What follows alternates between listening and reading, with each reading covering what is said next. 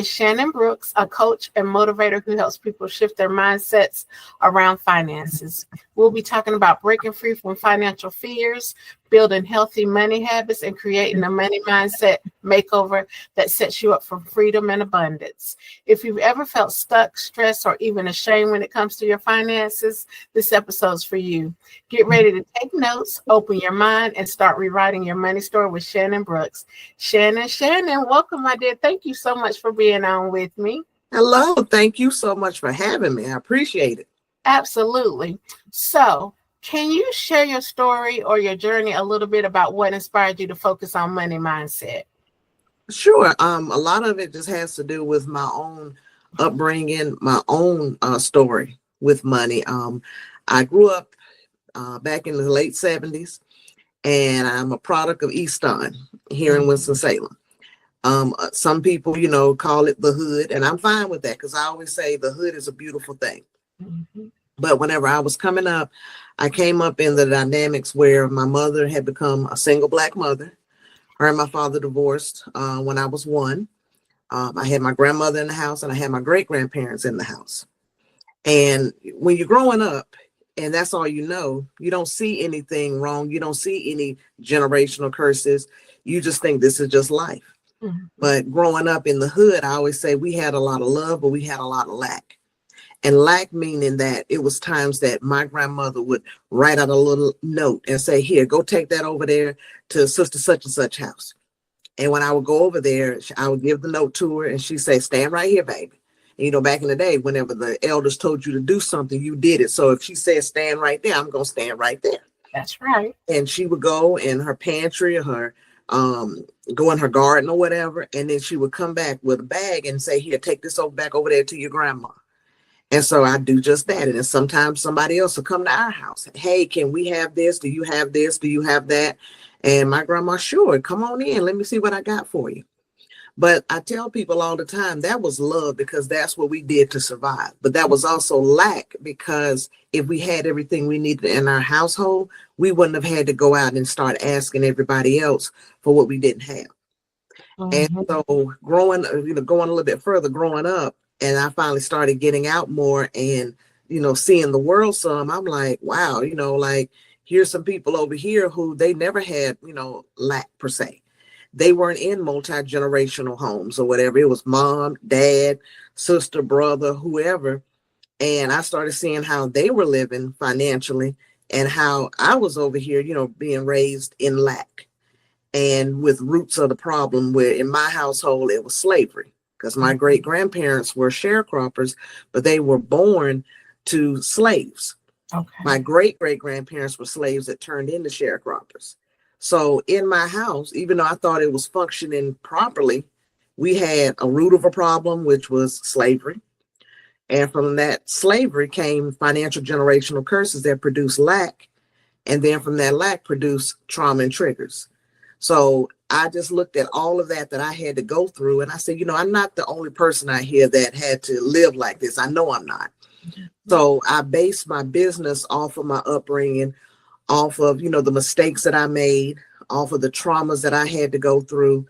And I said, if I can get myself healed from this, I want to be able to do that with other people to help them to heal from their financial trauma as well.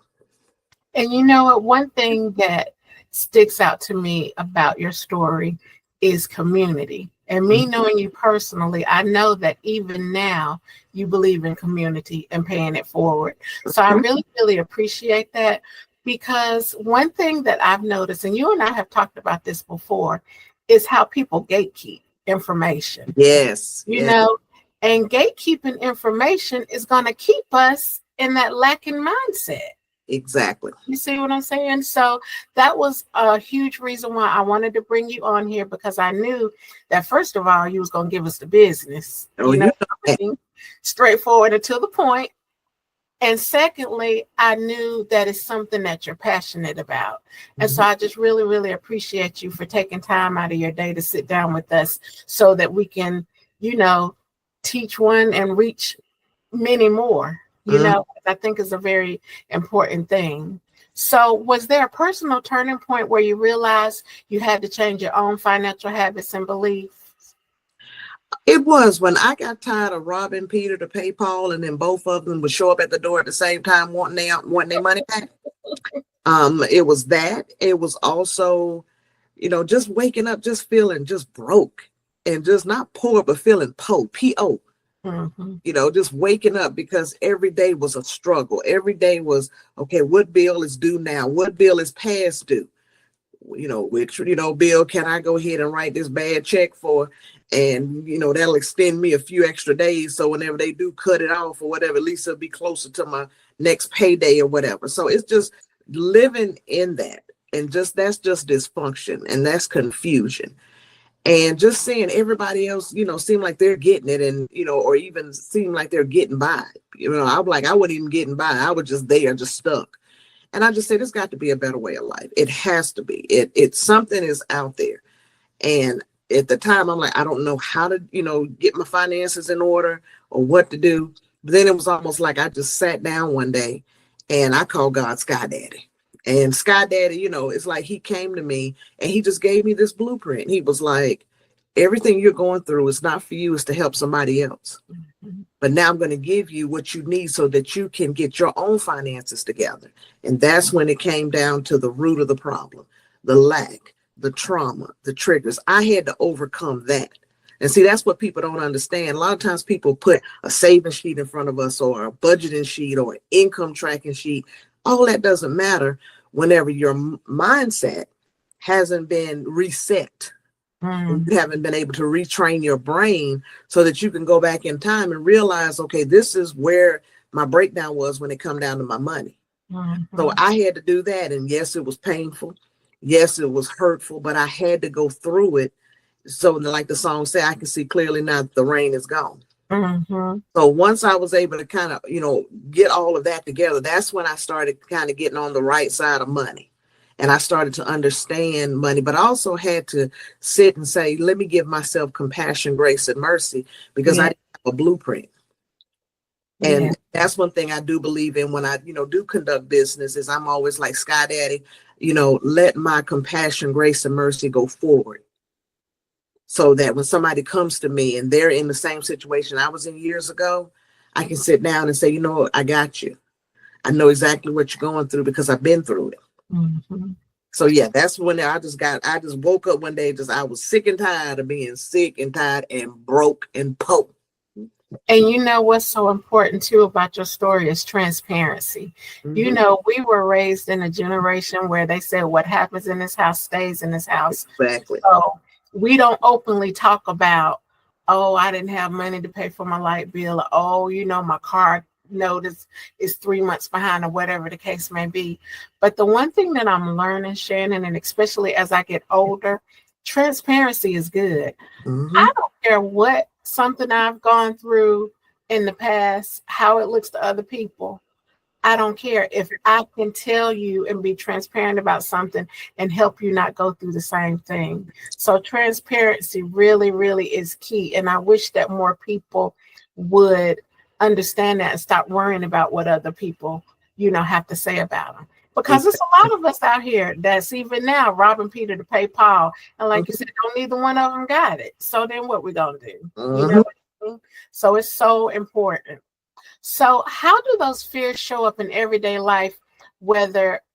I'm sorry, I skipped what I was going to ask you. What are some of the most common fears people carry when it comes to money? I think a lot of times it's the fear of not having it. It is the fear of lack. It's also the fear of not knowing really what to do when you get your money. Because once again, it goes back to mindset. And if you've never had a blueprint to sit down and look at and say, okay, step 1, step 2, step 3, or what have you, it's like when you get your money and it comes in, it's like, oh, I don't want to have to go without. I don't know how to save either. So it's like, it's just a rat race. So I think that people fear not having. And sometimes even with that, they hoard. A lot of times when, you have that fear of not having, you can go in somebody's house. And I can always tell somebody that's a hoarder, because sometimes my mama be a little hoarder too, but they don't want to get rid of anything. Yeah. And that's fear, because they are scared that they're going to have to go without. They have a closet full of clothes. They have pantries full of food. 2 and 3 freezers, for months and months, worth of food. And don't get me wrong, I get it. But a lot of times people do that out of fear of not having and that fear of lack. But at the same time, not having a good relationship with their money. So not knowing how and where to put their money to even be able to say, I want to see some of this grow. And that reminds me, I remember when I was first looking into buying a house, and I remember the mortgage broker that I was using. We was talking about money and savings and, that kind of thing. And he had made such a good point, because he said, if you go out to some of these places where these big, fine houses are, he said, look at what they're driving. They driving an old Honda Accord. They driving an old Toyota. They might have one luxury vehicle, but overall, you see them driving older model stuff, and and that shows good responsibility where money is concerned. Mm-hmm. And so I thought about that, and the one thing that I know, and even myself back in my younger days, thought that meant having money or a good relationship with money was the new Mercedes Benz or the big Range Rover SUV or those kind of things. But then when you stop and think about it, I'd rather have food in my refrigerator and be driving my 1992 Honda that's going to go on forever, instead of not having any food and can barely put gas in my vehicle. Mm-hmm. You know what I mean? Mm-hmm. And so I think that that's so important for people to see, that it's okay to live within your means. Exactly. It's okay, because to me, some of the richest people that I know, you would never know it by the way that they dress, the way the cars that they drive, and all of that stuff. So I think that we have to stop equating fine cars and big houses with rich, because mm-hmm. it's no use in me having that big $1 million house and I don't have $20 in my bank account. That part. Oh, look, I just preached a little bit. Yes, all it do. I'm looking around here for my Mahalia Jackson fan, so I can, how they do in the choir, preach. Yes. Mm-hmm, about to start out the cry world, because I'm like, woo. But that's just one of the many lessons that I think about. And I'm not saying that if you can afford it, don't do it. Get whatever it is you want to get if you can afford it. But teach your children that it's okay to start off in that Toyota. Mm-hmm. It's okay for you to drive the Toyota after you get all your degrees in the big house and the big mansion. You have to teach us that you don't have to just be focused on the material things. You mm-hmm. got to build your foundation and have your house in order first, and then go out and buy the fancy cars or whatever, and know that you can take care of it. And I think that's something important, especially for our young people to get. I was watching TV the other day, and T.I.'s son, Damani, I think that's his name, Damani, he's out, rapping and stuff now, and I like his music. His music is good. And he was asked something about the way he dressed, because in all of his videos, he has on like a t-shirt and some jogging pants. And he said when he was growing up, his dad was all about the Gucci and, Louis Vuitton and Versace and all of that stuff. He said, and I remember being young and looking like, how am I ever going to be able to afford that kind of stuff? Because even in that moment, he realized that was his dad's money. That wasn't mm-hmm. his money. That's and so he said that when he started putting out his music, he didn't want other people that were seeing him to have that stereotype where I've got to wear, name brand stuff. So what, Gucci, Louis Vuitton or whatever. I could just put on a t-shirt and some jogging pants and still be fly. And so I thought that message was really, really important, because while I do like LV and Gucci now, I'm not going to sit up here and say that I don't. However, I tend to get the inspired version of them. I'm not getting ready to, if we're going to be honest, I'm not going to be out there. I might get one or two every now and then fill it up with inspired stuff. But I just think that that's something to think about, because there's so many kids out here that are looking up to not only us, but stars and everything. And I just thought that was a good message. Mm-hmm. So how do you feel that those fears about money show up in everyday life, whether it's spending, saving, or even in relationships? Because honey, money can tear a relationship up. That part. What I have seen, even talking about even in my life or what have you, a lot of times we spend to overcompensate for what we didn't have as a child. Mm-hmm. That's the part where I say where the trauma and the triggers come. Mm-hmm. So even in my own life, I remember growing up, I was an only child. And I thank God every day that I did not get everything that I wanted or whatever, because that kept me humble. So I was spoiled with love and affection. Mm-hmm. I wasn't spoiled with materialistic things. And so a lot of times when I would ask for things, I was always being told no. Can I have this? No. Can I have that? No. Put it back. You know, and back then you didn't ask why. Like it wasn't, if you didn't, I did not want to have to feel like I had to get my whole self up out of the Zaire back in the day. I'm aging myself back when Zaire was around and Brindles Yeah. and you know, and I'm sitting up here like, you know, you bring me in this store, I want to go over here to see the toys, all these toys, and I just want one, but I'm being told no. So as time went on and I finally started working, I was like, I'm not going to deny myself of anything. So at 16 years old, I just went crazy. Mm-hmm. And so I was already a chunky kid. So, you know, I was, you know, used to getting picked on and everything. So by this time, I'm like, I'm slimming down. You know, people had the nerve to tell me I look like Queen Latifah. I was like, oh, I got to look like this chick now. So, you know, I had, you know, was at Carver at the time. So I'm like, all my money that I had whenever I was in high school would just go into stuff.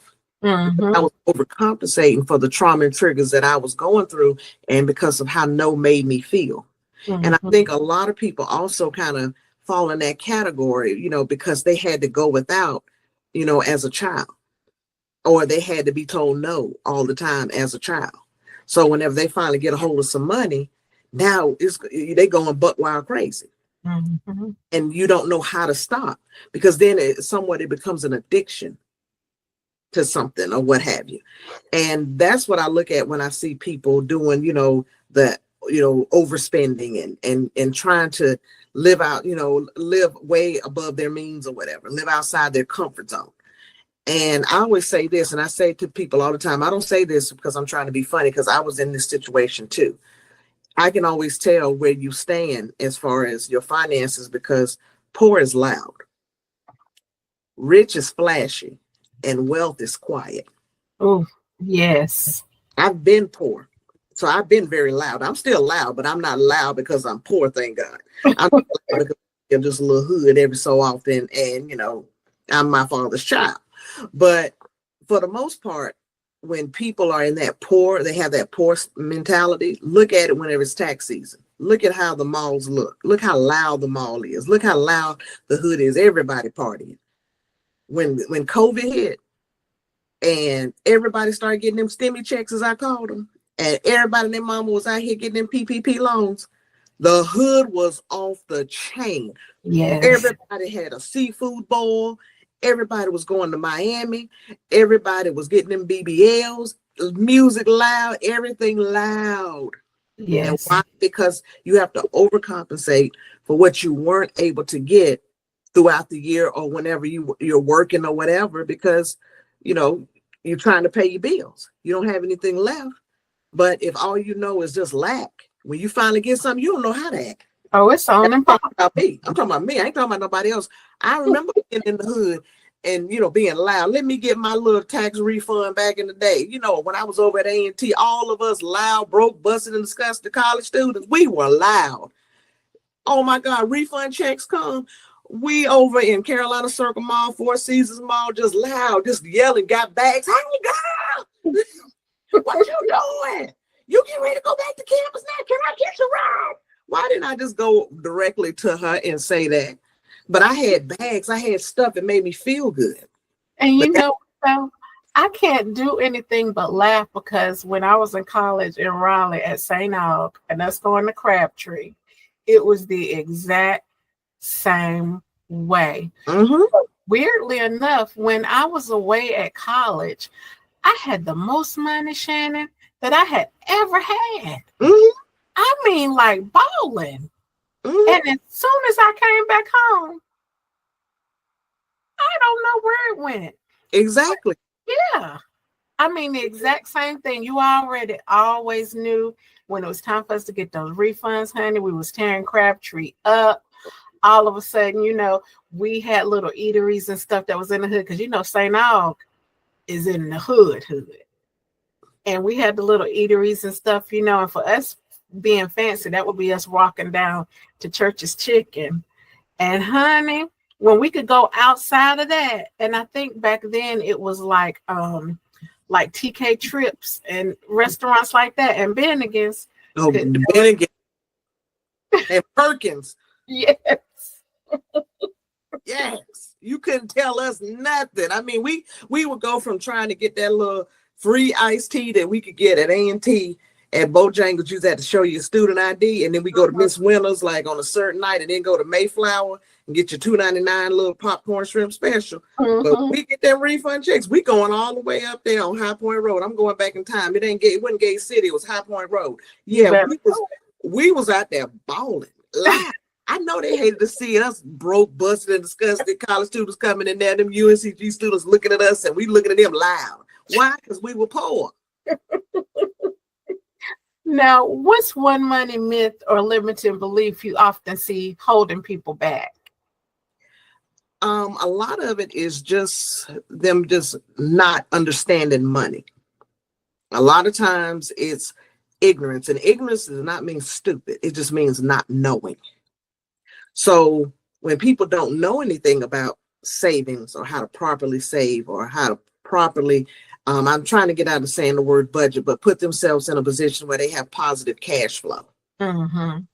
When these terms are just terms that we just don't use in our families and communities, in churches, or wherever it is that it's predominantly us, that right there can just make it very overwhelming. And when people feel overwhelmed, they're just like, I can't do this. I'm not going to deal with this. Or they don't want to go back and look and see, oh my goodness, I spent all this money over here on this. Why do I have all of this? Like sometimes people don't want to go look at it. But at the same time, it's like, why go look at it if you don't have a plan to get you out of that? Mm-hmm. And so it makes them want to shut down. Right. So my thing is, I'm like, let's just talk through it. Let's talk. Because once people can talk through where they see this is where I've been going wrong all my life, then now instead of being, overwhelmed, they're like, okay, I got this. Okay, I can do this. But yeah, but that's the main thing, is just being overwhelmed and just being ignorant to financial literacy. So what are some simple practical habits that anyone can start to improve their financial health? I would say, first of all, this just, once again, this may be the coach or the specialist in me. Get you a journal. I mean, and I love paper. Like if you look at my desk right now, you'd be like, Shannon, for real. But I keep these little books like this around. Sometimes, it may be something about this big. Whatever you feel comfortable with, get you a journal and just start writing. And that's between you and God, or the higher power that you believe in, if you believe in anything. But even, then write out, something that you can say, I want to do better in when it comes down to my money. But at the same time, write a letter to your younger self to ask for forgiveness, to say, I didn't know back when I was 18 what I know now, but I didn't get a blueprint with it. I didn't understand. I was doing the best I could. I was doing what I saw everybody else do. Mm-hmm. So you have to know how to go back in time and forgive your younger self, because we'll have grace and mercy for everybody else, but we never, extend that same grace and mercy to ourselves. That part. So I say, do that part. And then I say, write a letter to where you feel your stronghold is. Most of us as women, our stronghold is our closet. And we may not want to admit it, but our closet becomes our God. Because we worship that. Why? Because everything in that closet is a reflection of us being told no, or having a lack, or just feeling like in order for me to feel good and look good, I got to go get this brand new outfit. I have to go and, get my new Coach bag, or my new Michael Kors bag, or my new Louis Vuitton bag, or whatever. We put all of that into our closet to the point to where it's just packed. And we becoming a pat rack. And I'm like, do you really need 20 pairs of the same color jeans? But, oh no, the pocket is different, or this and that. No, you're just trying to go out here and make up for what you didn't have as a child. So I always say, go have a conversation with your closet or your stronghold. It may be your pantry. It may be your garage. Mm-hmm. But sit down with it. You got to sit with it. and be able to say, okay, let me write this letter. Because what I need is to have a release from my stronghold. It's okay to have nice things, but do you really need to have 4 or 5 cars sitting out there and 3 of them you never touch? But because you had to ride the city bus all your life, your strongholds became your car or your cars. If you knew what it felt like to be hungry all the time, now you got all this food to keep going bad because you're so afraid of being hungry. And if you had to go to school with hand-me-downs, or you had to go to school from the clearance rack, or somebody picking at you, now you got a closet full of clothes and items that you can't fit anymore, that's not even in style anymore, just sitting in there, just taking up space. Write a letter to that stronghold. So now when you start to write the letter, you're starting to release. And whenever you start to release those strongholds, you can then say, let me give some of this stuff away. I got all this food in here. Let me go donate this to my church, or let me go donate this to whoever, that may be in need.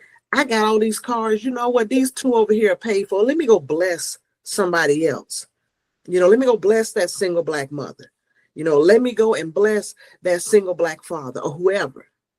Now you're able to say, now I want to be able to be a blessing because I'm releasing my stuff. So and you know what? I didn't mean to cut you off, honey. you But fine. you're stepping on my toes. And I ain't even afraid to tell you. I ain't gonna lie about it. Because when you were talking about the clothes and overcompensating, and I've been a big girl too, my whole life. Thick, chunky, fat, whatever it is you want to call yourself. And so my mindset was, as long as my hair was done and my clothes was right, then can't nobody have nothing negative to say about me. And it took a lot of work. And even with my life coaching clients, the reason why this resonates with me so much is because I know that, like, if she asked me to write one more thing, but writing is healing. And that's what I had to do. I had to do the exact same thing to get to the bottom of my why. So I appreciate you so much for bringing that up, because that's so true for anything, not just financially, but emotionally, anything. Writing is the cure to what ails you, so that you can release it. So yes, I appreciate that. So along those same lines, how can someone shift from living paycheck to paycheck towards building stability and freedom? So once again, once they have shifted their mindset, Mm-hmm. and now, like I said before, I can see clearly now that the rain is gone. Mm-hmm. That's when you have to start writing down your goals. So if you say, okay, my short-term goal is to be able to save $25 a month. Because I always tell people, don't overdo it. If you know that you can't save $100, don't write it down. Write down what is feasible and what just makes sense. So I would say, let's start writing down what your goals are. Let's start writing down, your income, your expenses, and your cash flow. Let's see if we can get your cash flow into a positive cash flow. Once people start doing that and they see where their money is going, because a lot of times we live paycheck to paycheck because of that little thing called a debit card. I call it the devil card, or as my great grandma would call it, the devil. And that ain't nothing but the devil.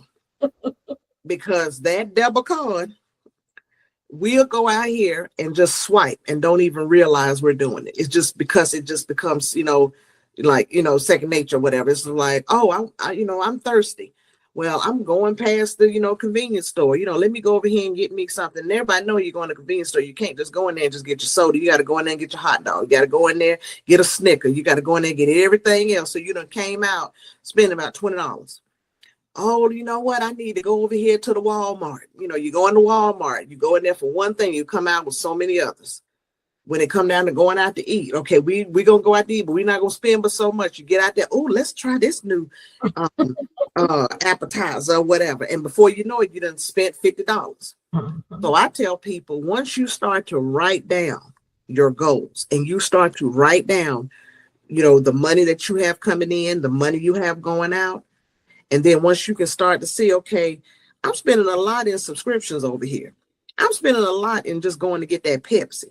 So then that's when I say, okay, now that you see it, now that you're like, if I just change these things up right here, then guess what? Now I may not need to feel like I'm living paycheck to paycheck. And if I'm putting some of that, what I was spending over here. So I always tell people, don't go out here and feel like you got to just be sitting in the house, just alone and bored and just, oh, I would go out today, but I sure enough can't spend any money. Like, no, it's not about lessening your quality of life. It's just shifting some things.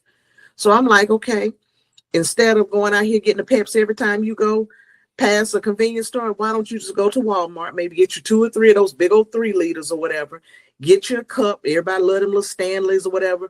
I said, go over here to Gabe's, because I got my cup over there for $8. And when I say it holds my ice in like for 3 days, I ain't got no problem with my $8 cup. But go get your big old cup if you like a good old ice cold Pepsi, put you some ice in it and pour your Pepsi in there. So as you riding along doing whatever, your Pepsi is right there.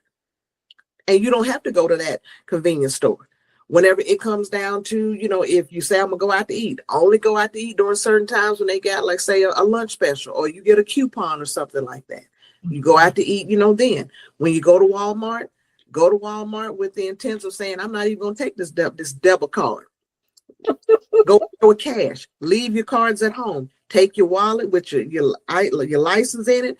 Take you say $200 with cash. So if you go over $200, I mean, you got to put something back. So it's just about being able to just shift, what you're doing. Change your mindset, but now shift the mindset so that now you can see where your money is going.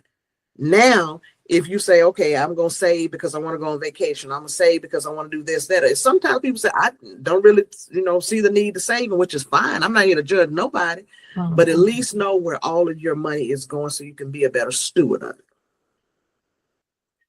What roles does discipline play versus mindset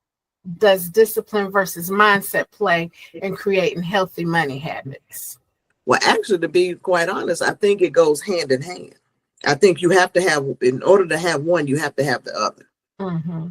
Because once you change your mindset, now you can be more disciplined with your money. But actually, once you start to change your mindset, you're really not even using discipline anymore. You're just getting used to, what your brain, thinks about money. Mm-hmm. So discipline is very important at the beginning. Very important, because you're doing something new. You're doing something that you didn't do before. But once you start doing it and it becomes a habit, and you see it's a good habit, and what a lot of times what gets people like really excited is like, oh my God, I got $100 in my savings account. Uh-huh. Oh my God, I've got up to $500 in my savings account. Well, see, now, they have created a habit of saving and, like I said, budgeting what they do have, but then seeing their positive cash flow.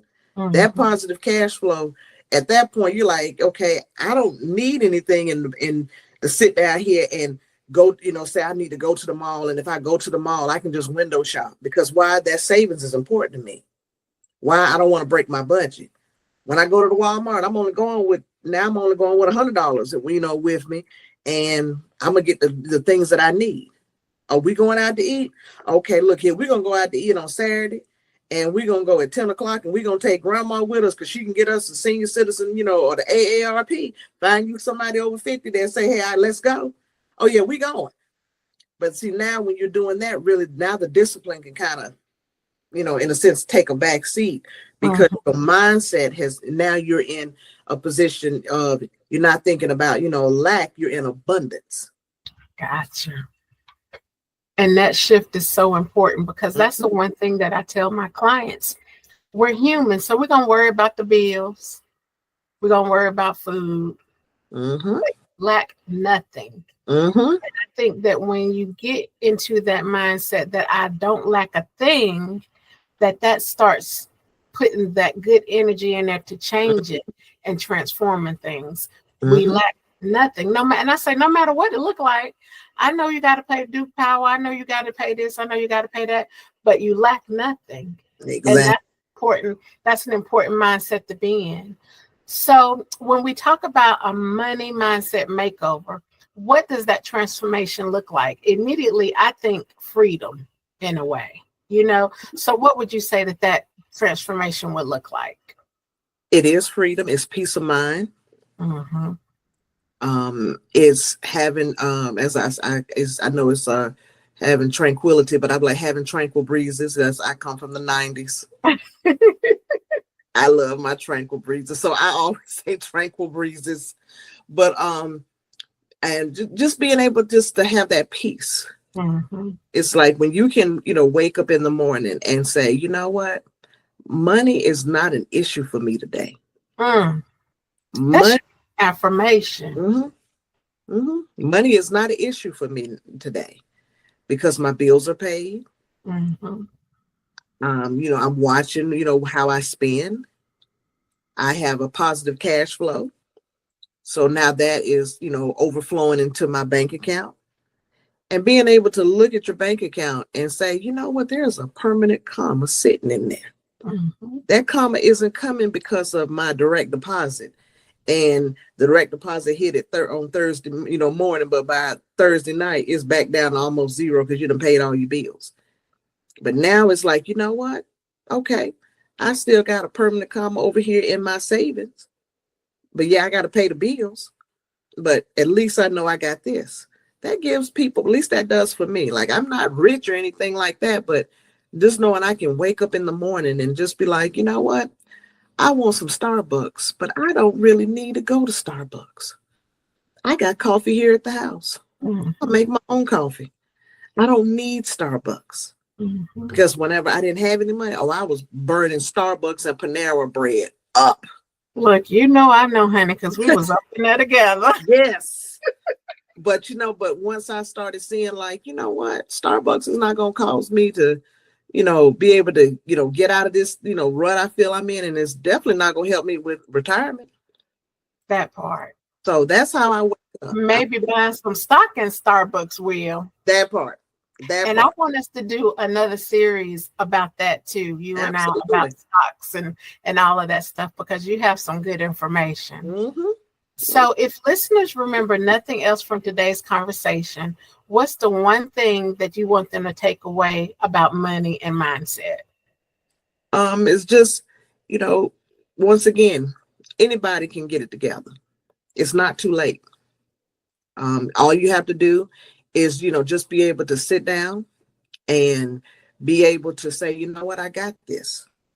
And then be able to talk to your money. Talk to those strongholds. Tell them, I am so much more than what you think I am. Yes. And the more you can say that, the more you believe it, the more that you can say, you know what, I'm going to do my work. I'm going to, do the homework that I have to do. Because like I said before, it's not an easy task. But just once again, being able to say, you know what, I did the best I could. Mama did the best she could. Mm-hmm. Grandma did the best that she could. Mm-hmm. They're just doing the best they can to survive. But I'm still here. That's right. And I lack nothing. Exactly. And then the main thing is, I tell people, go and find you a t-shirt or name tag and put on there, I am an atmospheric transformer.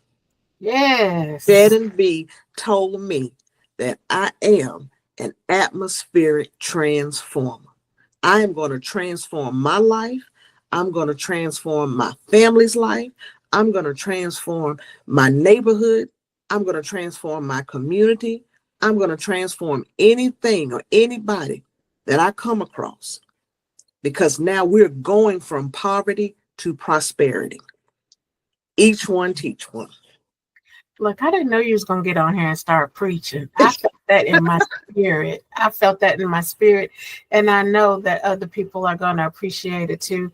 Thank you so much, sister, for coming and doing this for me. You're welcome. I appreciate it more than words can say, because this is a tough conversation that we need to have.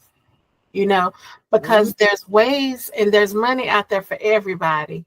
But if you don't have a good relationship or know how to have a good relationship, then you can never, think about or believe that your dreams that you're wanting to achieve can come true. Exactly. So, yes, I am.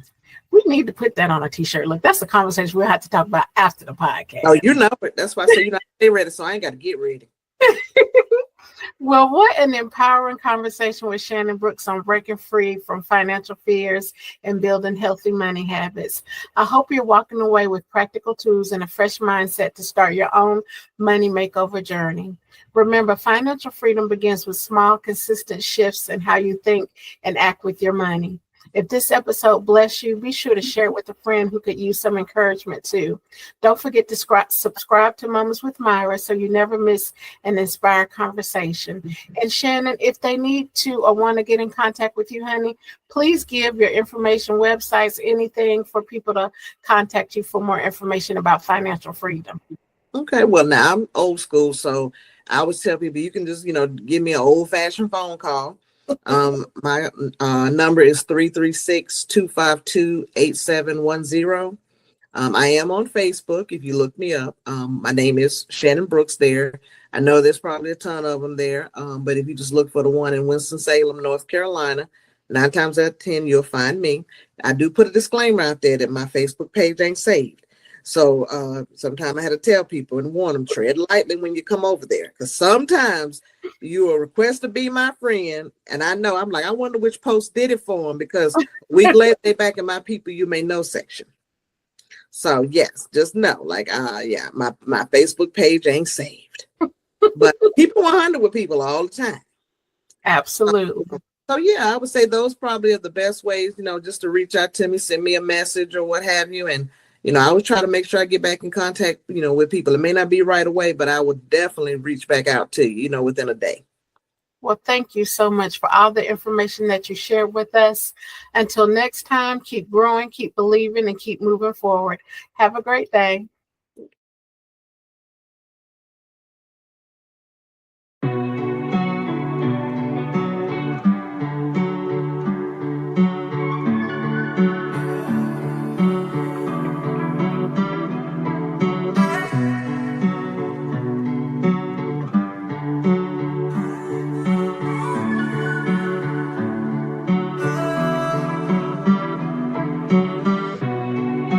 Living in a time with no facts, just all opinions. Truth is, baby, this time is all gifted.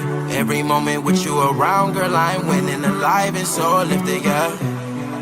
Don't wanna live my life with a mask on, or make it seem like every lesson should be a sad song. I've put it all in perspective.